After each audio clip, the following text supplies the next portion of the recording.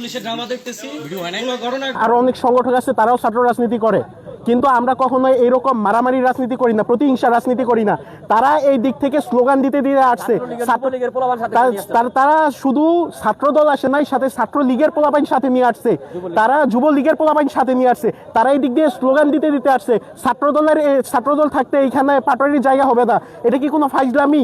এটা তারা প্রতিহিংসা রাজনীতি শুরু করছে। প্রশাসন রূপগঞ্জের প্রশাসন অলরেডি পুলিশের ডেভেলপমেন্ট হয়েছে, আমি ডেভেলপমেন্টটা ঘুরে দেখতেছি। এখানে আমি তো মনে হয় আসতে আমার 6 মিনিট লাগছে, 1 মিনিট লাগছে, আমার তো মনে হয় না যে 1 মিনিট লাগছে। এখন এখানে যতটুকু ঘটনা করছে পুলিশ কিন্তু এখানে ছিল, পুলিশ টাকার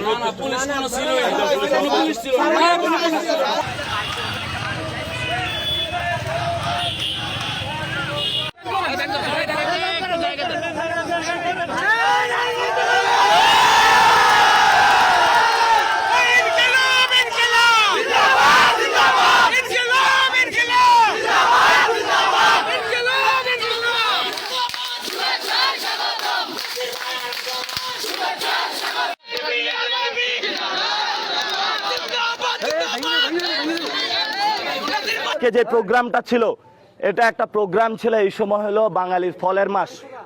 কেউ আম খায়, জাম খায়, কাঁঠাল খায়। আমরা এলাকাবাসীকে নিয়ে একটু ফল টল খাবো, যাতে হলো এটা মিডিয়ার মাধ্যমে দেখানো হবে, বাংলাদেশের মানুষ জানবে আমরা যাতে ভবিষ্যতে ফল বিদেশে রপ্তানি করে স্বনির্ভর একটা বাংলাদেশ বানাইতে পারি।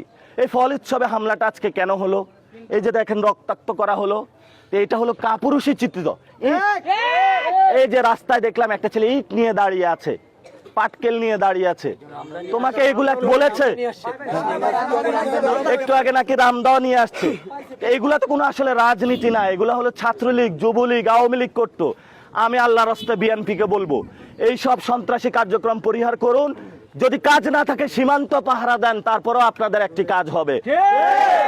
তো আপনারা ভালো থাকবেন, দোয়া করবেন। রূপগঞ্জের মাটি হবে এনসিপির ঘাঁটি।